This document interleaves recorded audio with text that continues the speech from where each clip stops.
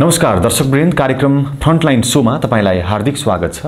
म मातृका सुवेदी। हामी यस कार्यक्रममा विभिन्न विषयमा केन्द्रित रहेर विभिन्न क्षेत्रका व्यक्तित्वहरूसँग संवाद गर्ने गर्छौं र संवादको लागि आज मसँग एकजना लेखक साहित्यकार हुनुहुन्छ नारद पोखरेल। आज म विशेष गरी कार्यक्रममा उहाँले भर्खरै मात्रै सार्वजनिक गर्नुभएको आख्यान उपन्यास प्रतिघात शीर्षकको जो उपन्यास छ त्यही पुस्तकमा केन्द्रित रहेर संवाद गर्छु। सँगसँगै उहाँका वैयक्तिक जीवनका अन्य विभिन्न पाटामा पनि आधारित रहेर कुराकानी गर्ने कोसिस गर्छु। आउनुहोस् आजका मेरा अतिथि नारद पोखरेललाई स्वागत गरौँ। स्वागत छ कार्यक्रम फ्रन्टलाइन शोमा। नमस्कार, धन्यवाद। आराम हुनुहुन्छ? ठीक छ। सुरुमा चाहिँ अब प्रतिघात सार्वजनिक भयो हैन तपाईको लेखनमा? हो। योभन्दा अगाडि तपाईको लेखन यात्रा कसरी सुरु भयो? तपाईको जीवनको लेखन यात्राको प्रादुर्भावको चरणलाई अलिकति सम्झौँ न छोटोमा। घरको वातावरण चाहिँ अलिकति संगीतमय कवितामय थियो। म 3-4 वर्षको हुँदा मेरो आमाहरूले अथवा 2-3 वर्षको हुँदा मेरो आमाले, मेरो हजुरआमाले र मेरो वरिपरिका आफन्तहरूले त्यति बेला पहाडको ठाउँ, खोटाङको ठाउँ, मेरो जन्म खोटाङ हो, अनि कविता गाउनुहुन्थ्यो, श्लोक गाउनुहुन्थ्यो। विशेष गरी भानुभक्त आचार्यको नेपालीमा अनुवाद रामायणका श्लोकहरू हामीलाई सुनाउनुहुन्थ्यो र कण्ठ गराउनुहुन्थ्यो। र मेरो पिताजीले पनि गीता, श्रीमद् भागवत गीता हरेक दिन बिहान 2 अध्याय, 1 अध्याय, 3 अध्याय उहाँले पढेर मात्रै अनि खाना खानुहुन्थ्यो। अनि गीतामा पनि अनुष्टुप छन्दमा लेखिएका श्लोकहरू हुन्थे संस्कृतमा, ती पढेर हामीलाई सुनाउनुहुन्थ्यो। यसकारण हामीलाई चाहिँ मलाई लाग्छ पारिवारिक त्यो वातावरणले नै अलिकति सङ्गीत र साहित्यप्रति प्रेरित गर्यो होला जस्तो लाग्छ। भनेपछि तपाईँको बाल्यकालदेखि नै त्यो लेख्ने साहित्यप्रतिको झुकाव विकसित भयो पारिवारिक ब्याकग्राउन्डले गर्दाखेरि नै। तपाईँको औपचारिक रूपमा तपाईँले साहित्य लेखनको सुरुवात चाहिँ कहिले भयो? कुन शीर्षकको कुन विधाको साहित्य लेख्नुभयो तपाईँले? औपचारिक भन्दाखेरि म सम्भवतः मलाई लाग्छ म 8 क्लास या 7 क्लासमा पढ्थेँ। सुनसरीको बला भन्ने ठाउँ छ, इनरुवाको बला, सुनसरी जिल्लाको इनरुवा बला भन्ने ठाउँ छ, त्यहाँ शारदा हाई स्कुल छ। सदरमुकाममै पर्छ। सदरमुकाममै पर्छ। त्यहाँ म त्यो शारदा हाई स्कुलमा पढ्थेँ। म 7मा या 8मा, मलाई त्यो सम्झना त्यति भइरहेको छैन। त्यति बेला औपचारिक रूपमा मैले कविता लेख्न त्यो स्कुलको प्रोग्रामहरूमा लेख्न थालेँ। त्योभन्दा अगाडि पनि लेखेँ आफ्नो आत्मसन्तुष्टिको लागि, अरूलाई सुनाउँदै सकियो। त्यो सुरुमा लेखेको कविता तपाईँलाई याद छ भने अलिकति सुनाउन, 1 लाइन 2 लाइन जति याद छ त्यति मात्रै। कतै डाँडा काँडा कहीँ छ हरियाली वनहरू, यसैका शोभाले रमणीय भएका वनहरू, कतै साना ठुला टलटल। सरी है, बिर्सिनु भयो, धेरै वर्ष भयो हैन? झन्डै 40-45 वर्ष बित्यो। 60 वर्षमा अहिले छु भनेपछि 46 वर्ष जति बित्यो। त्यति बेला यति सम्झिनु भयो, यो पनि ठुलो कुरा हो। त्यस पछाडि तपाईँको लेखन यात्रा कसरी अघि बढ्दै गयो?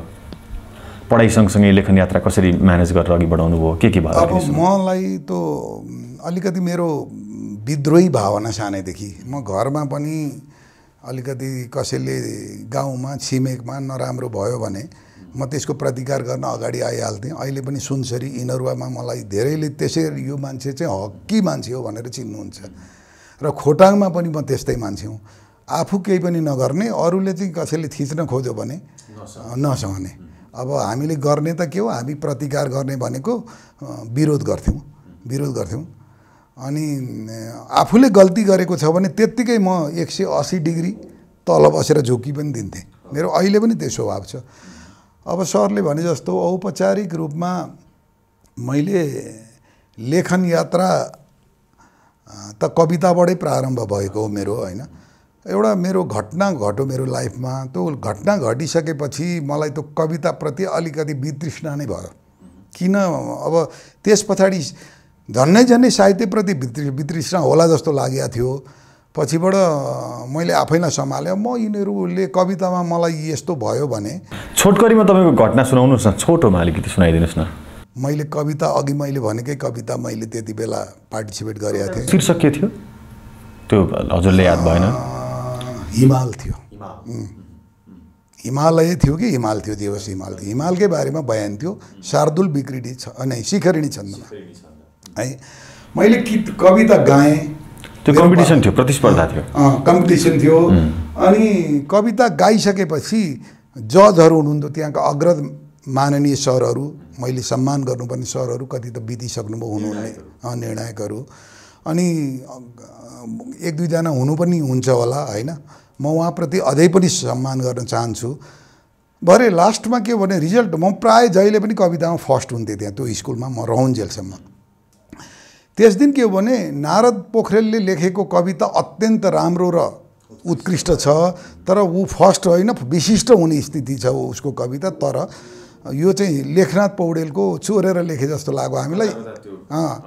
त्यो लाग्यो। त्यसकारण यसको चाहिँ फाइन्ड आउट नहुन्जेलसम्म हामी यो रिजल्ट उसलाई दिँदैनौँ, अरूलाई नै फर्स्ट बनाउँछौँ भनेर मलाई उहाँहरूले पेन्डिङमा राखिदिनु भयो। र त्यो पेन्डिङ म छोटकरीमा बताउँछु, आजसम्म त्यो पेन्डिङ छ। जजहरू पनि संसारबाट बिदा भइसक्नुभयो, अथवा निर्णायकज्यूहरू पनि हुनुहुन्न अहिले। अनि मलाई त्यो घटनाले बाल हृदयमा के प्रभाव पर्यो, म अब यो कविता लेख्दिनँ भनेर म आख्यानतर्फ लागेँ। कुन शीर्षकमा कस्ता खालको आख्यानमा तपाईँको झुकाव थियो, कसको बढी चाहिँ पढ्नुहुन्थ्यो? तपाईँको अझ मैले सोध्न बिर्सेछु, तपाईँको लेखनको साहित्यप्रतिको झुकावको प्रेरक व्यक्तित्व को हुनुहुन्छ? चेखोको पढ्थेँ, टल्स्टॉयको पनि पढ्थेँ, रविन्द्रनाथ ठाकुरको पढ्थेँ होइन। यता गोविन्दबहादुर मल्ल गोठाले, अनि विजय मल्लको अनुराधा, अनि तपाईँको यो बसाई लीलबहादुर छेत्रीको किताबहरू पढ्थेँ।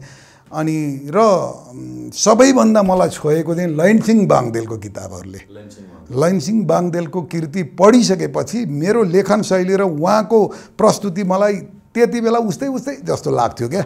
उहाँको तुलना म आफूलाई गर्दिनँ, तर के छ कता म उहाँको अनुसरण गर्न सक्छु कि जस्तो मलाई। किन भन्नुहुन्छ भने उहाँले लेखेको कुरा अरू लेखकहरू जसको नाम लिए अलिकति गहिरिएर पढ्नुपर्छ, किन साहित्यिक शब्दहरू हुन्छ त्यहाँ। उहाँको त यति झर्रो नेपाली हुन्थ्यो, के अरे घाम झुल्क्यो ठुली हाँसी, यता घाम झुल्काइदिनुहुन्थ्यो, ठुलीलाई हँसाइदिनुहुन्थ्यो, जसले पनि बुझ्ने क्या बाङदेलजीको। त्यसबाट म प्रभावित भएर मैले आख्यानतिर कलम चालेको।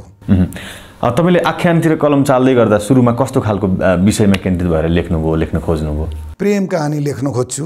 प्रेम कहानी यति राम्रो प्रेम कहानी हुन्छ, तर त्यो प्रेम गर्ने प्रेमी पनि विद्रोही हुन्छ, प्रेमिका पनि विद्रोही हुन्छ। मलाई लाग्छ यो यो यो जुन हाम्रो प्रतिघात छ, यसका प्रेमी प्रेमिकाहरू पनि त्यही आवरणमा, त्यही उसमा हिँडेका पात्र, त्यही स्वभावमा छन्। हजुर के लेख्नुभयो अलिकति तपाईँले योभन्दा अगाडि लेखेको पुस्तकहरूको पृष्ठभूमि अलिकति कस्तो शीर्षकका थिए? नयाँ बाटो भन्ने मैले 2035 सालमा लेखेँ। मसँग लेखेँ, तर मसँग पैसाको अभाव थियो, छपाउन मलाई यति इच्छा थियो। 35 सालमा म सम्भवतः 14 या 15 वर्षको थिएँ। मैले त्यो किताब लेखेँ, त्यो सुनसरी हुँदै लेखेँ। पछिबाट मैले 2040 सालमा मैले त्यो किताब चन्दा उठाएर, तपाईँ जस्तै साथीभाइहरू कोहीसँग 25 रुपियाँ, कोहीसँग 50 रुपियाँ, कोहीसँग 15 रुपियाँ, कोहीसँग 10 रुपियाँ लिएर, र आफ्नो पनि भएको खुत्रुकेमा पैसा राख्ने चलन थियो। अनि त्यो फुटाएर हामीले त्यो किताब यहाँ मखनमा एउटा प्रेस थियो, अब नाम पनि बिर्सेँ मैले त्यो प्रेसको। म काठमाडौँ आएको बेला नयाँ बाटो उपन्यास हो त्यो किताब, विद्रोही भावकै थियो, क्रान्तिकारी पात्रहरू थियो, प्रेम कहानी। अब त्यो अल्लाह रे उमेर आफ्नै, अब त्यो आफ्नो उमेर अनुसार, अनि पात्रहरू पनि एकदम प्रेम। 35 सालमा त पञ्चायत व्यवस्था थियो होइन, त्यतिखेर विद्रोह पनि त्यति धेरै जुर्मराउन सकेका थिएन। 46मा आएर बल्ल विद्रोहले सफलताको स्वरूप लियो। तपाईँले त्यो 35 साल, अब 40 साल त्यो ताका लेख्नलाई, छाप्नलाई त्यति अवरोध खेप्नु परेन? त्यस विद्रोही खालको पुस्तक त्यति बेला त त्यो एउटा पहिलो चाहिँ नयाँ बाटो थियो, त्यो मान्छेले चाल पनि पाएनन्, खासै खेप्नु परेन। एउटा मेरो दोस्रो उपन्यास छ सिर्जना। सिर्जना छाप्दाखेरि चाहिँ म अब त्यसै गरी कलेक्सन, म पाटनमा बस्थेँ त्यति बेला, मेरो बिहा भर्खर भएको थियो है। अब त्यो बेला विद्यार्थी स्टुडेन्ट पोलिटिक्स पनि गर्थेँ म, अब त्यतातिर नजाउँ अहिले होइन। अनि मैले परिवार, एउटा छोरी जन्मिसकेकी थिइन् मेरो 41 सालतिर होइन, जन्मेकी थिएनन् नै, जन्मिसकेकी थिइन्। अनि 46, अनि मैले त्यो किताब लेखेँ, त्यही 42-43 सालतिर मैले किताब लेखेँ सिर्जना शीर्षकको। त्यसपछि यो किताब कसरी प्रकाशन गर्ने मलाई चिन्ता थियो। अलिकति पैसा कलेक्सन गरेर 980 रुपियाँ हामीसँग भएछ। अनि एकजना, तपाईँहरू नाम पनि सुनिया हुनुपर्छ। नेपाल विद्यार्थी सङ्घ भन्ने विद्यार्थी सङ्गठन छ, त्यो सङ्गठनको केन्द्रको उपाध्यक्ष भएको थिए भाइ वासुदेव कोइराला। अहिले उहाँको देहान्त भइसक्यो दुर्घटनामा। उनलाई मैले भने, बाबु तिमी अब छिटो छरितो पनि छौ, तिमी यो किताब बनारस गएर छापिदेऊ भन्दाखेरि ऊ र अर्को एकजना मेरो मित्र साथी जितेन्द्र बस्नेत, उहाँ पनि एक्सपायर हुनुभयो, दुईजनाले बनारस गएर त्यो किताब छापेर ल्याइदिएको। तर यो किताब के भयो भने सानो किताब 125-30 पेज 40 पेज कति छ। वीरगन्जमा आइसकेपछि त्यो किताब सबै लगिदियो भन्सारमा पुलिसले। अब कसरी लग्यो थाहा छैन। 1-1.5 बचाएर अनि रातभरि थुनी पनि दियो। अनि भोलिपल्ट पनि सायद थुनो कि छुट्नुभयो उहाँहरू, मलाई याद छैन। अनि त्यो किताब आयो, 1-1.5 किताब आयो र त्यही किताब हामीले प्रचार गऱ्यौँ। अब बाँकी 1000 छापिया भन्थ्यो उहाँहरू। त्यो किताब जलाइदियो कि फालिदियो कि थाहा छैन। त्यो यहीँ पनि छ, आवरण तपाईँले देखाउन सक्नुहुन्छ। यो सिर्जना हो। हजुर हजुर। यो तपाईँले कति सालमा छाप्नुभयो? छापेँ, लेखेँ मैले अगाडि नै 40-42 तिर, यो मैले 46 सालमा छापेँ। र यसमा चाहिँ यो सिर्जनाको अर्थ के हो भने अब एकदम पुरानो चल्दैन सधैँ भनेर पुरानो भत्किराखेको छ, नयाँ घर बनाउनु पर्छ। त्यस पछाडि तपाईँको साहित्य यात्रा अलिकति रोकियो, औपचारिक रूपमा छाप्ने क्रम अलिकति रोकियो होइन? त्यस पछाडि चाहिँ मेरो आफ्नो पारिवारिक अवस्था पनि भनौँ होइन। अब मैले के गरेँ भने मेरो छोरी पनि जन्मी। छोरी अलिकति मेरो अहिले त सक्षम छन् उनी, अनि अब भन्न पनि मलाई उनी शारीरिक रूपमा अपाङ्ग जन्मिन्। सुरुमा त म अलिकति त्यसबाट अलिक विचलित पनि भएको थिएँ। तर म अरू पारिजात भन्ने म्याम हुनुहुन्थ्यो दिदी, उहाँसँग मेरो यति राम्रो सम्बन्ध थियो। म नेपाल मानव अधिकार सङ्गठन भन्ने थियो ऋषिकेश, पारिजात भन्ने साहित्यकार विष्णु कुमारी वाइबा, हजुर, उहाँले त्यो सिरिजको फुटदलले लेख्नुभयो। अनि उहाँसँग म ललितपुर जिल्लाको मानव अधिकारको सायद म सहसचिव, मलाई केशवराम जोशी अध्यक्ष, मलाई सहसचिव बनाइदिनु भएको थियो। पारिजातजी त्यही कमिटीमा, वीरेन्द्र केशरी पोखरेल हुनुहुन्थ्यो, अहिलेका यी चर्चित नेता डाक्टर बाबुराम भट्टराई पनि उपाध्यक्ष हुनुहुन्थ्यो त्यो सङ्गठनको। अनि त्यो मानव अधिकार सङ्गठनमा हामीलाई हालिएको थियो। हाम्रो त बुद्धि त त्यति थिएन, हेर्नुहोस् अब सबैको उसमा यो एक्टिभ केट हो, यसलाई चाहिँ यहाँ राख्नुपर्छ भनेर मलाई राखिदिएको थिएँ। त्यो नाताले मेरो साहित्यतिर पनि इन्ट्रेस्ट भएको नाताले पारिजात दिदीसँग मेरो राम्रो घनिष्ठ सम्बन्ध भयो त्यो बेला।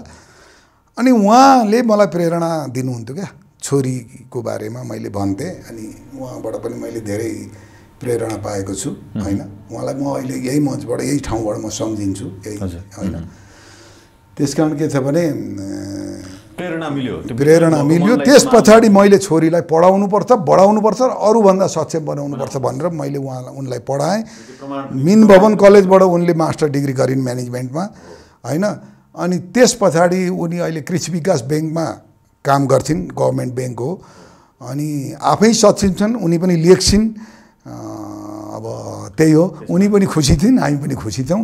अनि मलाई त्यस पछाडि चाहिँ म अब यस्तै हो, मैले परिवारलाई टाइम दिनुपर्छ भनेर मेरो धेरै समय लेखन यात्रा अवरुद्ध भएकै हो। अब पारिजातको कुरा गरिहाल्नुभयो। पारिजात त नेपालको साहित्य क्षेत्रको नक्षत्र, एउटा नक्षत्र हो। उहाँ कस्तो हुनुहुन्थ्यो अलिकति सम्झौँ।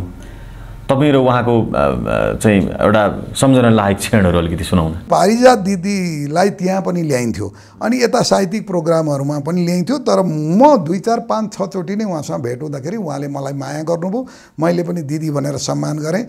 अनि उहाँसँग त्यस्तो आवत जाओ त्यस्तो होइन, उहाँले मलाई भावनात्मक रूपमा मेरो छोरीको पनि अवस्था देखेर अलिकति माया गर्नु। मैले पनि उहाँको अवस्था पनि र उहाँको विद्धता र उहाँको जुन एउटा उसले गर्दा उहाँको प्रतिभा देखेर म पनि अत्यन्त प्रभावित भएँ। र मैले उहाँलाई नचिन्दादेखि नै पढिराखेका थिएँ उहाँका कृतिहरू, त्यो कारणले पनि हो। अब प्रतिघातमा छिरौँ। यो प्रतिघात कसरी जन्मियो? यो बिचमा ग्यापमा यो कसरी ग्याप हुन गयो र आज 2078 सालमा मात्र यो जन्मिनुको पछाडिको कारण, यसको तयारी, यो भित्रको चाहिँ यो यसको भाव अलिकति बताइदिनुहोस् न। करिब शिथिल नै थिएँ। 4.5 वर्ष अगाडि मलाई धेरै साथीहरूले त त्यति राम्रो लेख्ने मान्छे, अहिले किन यसरी बसिस्, अब लेख्नुपर्छ भनेर मैले के लेख्ने त भन्दा समसामयिक लेख्न। राजनीतिमा पनि यस्तो विकृति छ, समाजमा व्यथिति छ, अब यस्तो डेमोक्रेसी आएर पनि मान्छेले केही पाउला भन्ने सोचेका थिए, केही पनि भएन। अब यसैमा लेख भने मैले त्यो साथीहरूको सल्लाह र प्रेरणा र मेरो वाइफको पनि, मेरो श्रीमती र मेरो छोरीको दुवैजनाले लेख्नु ड्याडी भनिन् छोरीले, अनि श्रीमतीले पनि लेख्नु भनिन् हैन। अनि म लेख्न थालेँ। लेख्दा लेख्दै मेरो लेखहरू राम्रैसँग अब सेयर हुन पनि थाल्यो, मान्छेले पढ्न पनि थाले, मलाई अलि उत्साह बढ्दै गयो। मैले 4.5 वर्षदेखि कन्टिन्यू लेख्दैछु। बिचमा अहिले यो किताबको व्यवस्थापन गर्ने बेलामा मैले प्रकाशनको व्यवस्थापनको टाइममा चाहिँ अलिकति मैले लेखेको छैन, नभएदेखि म कन्टिन्यू लेखिरहेको छु। र यो के भयो भने त्यति भइसकेपछि लास्ट इयर सुरुमा लकडाउन भयो, निषेधाज्ञा भइसकेपछि के भयो भने एकदम त्रास क्या मान्छेहरूलाई, बाहिर निस्किन पनि डर लाग्ने। मेरो घर यहाँ काठमाडौँमा कपनमा छ, कपनबाट बाहिर एक ठाउँमा यो सुकेधारामा एकजना मान्छेलाई लाग्यो अरे भनेर हल्ला आउँथ्यो। त्यसपछि मान्छे आफै एकदमै कपनसम्मको मान्छेलाई डर हुन्थ्यो। अनि के गर्ने त अब भनेपछि म घरमा बसेँ। गभर्मेन्टले पनि अहिले जस्तो रेडियो र टिभीमा मात्रै निषेधाज्ञा छ नि आजको डेटमा, त वास्तविकता छैन नि त हैन। त्यस्तो थिएन त्यति बेला। रेडियो टिभी मात्रै होइन, बाहिर पनि थियो, पिपुल पनि त्यतैतिर थियो हैन, पिपुलको पनि जनताको पनि त्यतैतिर दिमाग थियो, सरकार पनि आत्तिएको थियो। 2 महिना म अलिकति सङ्गीत साहित्यप्रति इन्ट्रेस्टेड मान्छे, मलाई गीत पनि मनपर्छ। अनि मैले पुराना हिन्दी र नेपाली फिल्महरू, माइतीघर, मनको बाँध यस्ता ती भेटिएका युट्युबमा पनि खोजेँ, कता खोजेँ हैन। अनि ती फिल्महरू हामीले हिन्दी फिल्म, नेपाली फिल्म हेरेर 2 महिना परिवारसँग बिताएँ मैले। त्यो फिल्म हेर्दा त्यो सिनेमा हेर्दा पनि मेरो दिमाग पहिला त रमाइलै भयो, पछिबाट म आफैलाई डिप्रेसन हुन्छु कि जस्तो भयो। अब के गर्ने भनेपछि मैले आफैले, अनि श्रीमतीले पनि अब त्यस्तो लाग्छ भने निन्द्रै लागेन क्या। अब के गर्ने भनेपछि काम गरिरहने मान्छे, खटिरहने मान्छे, अनि लेखेर बस्नु भनिन् उनले। भनेपछि ल त भनेर म ढोका थुनेरै मैले 1.5 महिना चाहिँ लेखेँ। दिनको 2 घन्टा 1.5 घन्टा, कहिलेकाहीँ 2.5 घन्टा पनि लेख्थेँ। अनि त्यो 2 घन्टा 2.5 घन्टा लेख्दाखेरि चाहिँ मलाई त्यो लेखेको कुराहरू परिमार्जन गर्दै हेर्दै गर्दाखेरि समय दिनभरि व्यतीत भइहाल्थ्यो। मैले त्यसरी गर्दाखेरि 1.5 महिनामा यो प्रतिघात, यो उपन्यास तयार गरेँ। हजुर, यो उपन्यास तयार गरेँ। अब मलाई म जतिसुकै प्रोफेसनमा माथि पुगे पनि इमानदारीका साथ भन्नुपर्छ, मेरो बेलाको पढाइ अर्कै थियो। म कम्प्युटरमा टाइप गर्न त्यो रमलाले थोरै 1 प्याराग्राफ हो पनि गरिदिन्छु, म नभए सक्दिनँ। अब मैले घरमा पनि त्यो मेरो छोरीलाई गरिदेऊ न बेटा भनेको, यो महाभारत त मैले कति बेला म्यानेज गर्नै सक्दिनँ, म अलिक गाह्रो हुन्छ ड्याडी भनिन् उनले। अब के गर्ने भनेपछि म साइबरमा गएर मैले टाइप गरेँ। टाइप गरिसकेपछि मैले त्यो 1.5 महिनामा लेखेको किताब त्यो टाइप यति अशुद्ध भयो, मैले त्यो सम्पादन गर्न मलाई 7 महिना लाग्यो। प्रतिघात के हो खास? यो कस्तो खालको उपन्यास हो? अलिकति अब पाठकले पढेरै जान्नु छ यो न उत्तम हुन्छ, तर किन पढ्ने त प्रतिघात भन्ने पनि प्रश्न आउला। खास कस्तो खालको पुस्तक हो यो? नामै प्रतिघात छ। प्रतिघात भनेको घात माथि अर्को घात हुन्छ भने त्यो प्रतिघात हुन्छ। अब राजनीतिक अर्थ दिन खोज्छ कसैले भने देशको समसामयिक अवस्था, पञ्चायती व्यवस्थाले घात गर्यो राजनीति। म राजनीति प्राणी नै होइन अहिले हैन। पञ्चायती व्यवस्थाले घात गर्यो, प्रजातन्त्र आएपछि चाहिँ राम्रो होला भनेको, प्रजातन्त्र पछाडि फेरि लोकतन्त्र भन्ने अहिले आइसकेपछि, प्रजातन्त्र हुँदै लोकतन्त्र आएपछि अर्को घात भयो। अनि त्यो घात र अर्को घात बिचमा हुने शब्द नै प्रतिघात हो। त्यो प्रतिघातमा नेपाली समाज पनि अहिले छटपटिरहेको छ, जनता पनि छटपटी। समाज भनेपछि जनता आइहाल्यो। त्यति मात्रै होइन, रुख बिरुवा पनि अहिले प्रतिघातमा परेको छ। त्यति मात्रै होइन, प्राणीहरू प्रतिघातमा परिरहेको छ। यो हेर्नुहोस् न, त्यो निकुञ्जको प्राणीहरू उचित आहार नपाएर मरिराखेको छ। प्रदूषण त्यत्तिकै फैलिएको छ। घात मात्रै हुँदा काठमाडौँ उपत्यकामा बाहिरको मान्छे हावा खान स्वच्छ हावा लिन काठमाडौँ आउनुहुन्थ्यो, हामी पनि आउँथ्यौँ। अहिले अक्सिजन लिन काठमाडौँ भ्यालीभन्दा बाहिर जानुपर्छ। यसरी हरेक क्षेत्रमा घातमाथि घात भएको हुनाले मेरो हृदयमा पनि मेरो भावना पनि अलिक विद्रोहात्मक भावना, यसले गर्दा म लेख्दै गएँ। पहिला लेखिसकेपछि शीर्षक दिन खोज्दाखेरि के दिउँ भन्दाखेरि एकातिर घात अर्कोतिर घात, दुवै घातको बिचमा के निस्किन्छ भन्दा प्रतिघात निस्किन्छ। अन्तिममा शीर्षक दिएँ, मिलो पनि। अब यसरी आयो यो। भनेपछि यो भनेको वर्तमान नेपालको समसामयिक परिस्थिति अवस्थालाई यो पुस्तकले चित्रण गरेको छ। पुस्तक भन्दा पनि यहाँका पात्रहरूले चाहिँ त्यो कुरालाई वर्तमान नेपालको राजनीति, वर्तमान होइन, 2035-36 सालको विद्यार्थी आन्दोलनदेखि आजसम्मको वस्तुस्थिति, त्यो भित्र त्यति वस्तुस्थितिमा आख्यान तयार हुँदैन। आख्यानमा त त्यहाँ प्रेम पनि हुन्छ, रस। यो त श्रृङ्गार रसमा लेखिएको किताब हो। यो पुस्तक श्रृङ्गार रसमा छ।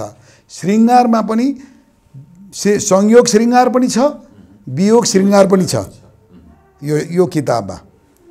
र यो भनेको युवा, भर्खरको युवाहरू, 15-16 वर्षको युवाहरूदेखि लिएर 72-75 वर्षको बुढा वृद्धहरूसम्मलाई रोचक लागोस् भन्ने अभिप्राय राखेर निर्माण गरिएको किताब हो।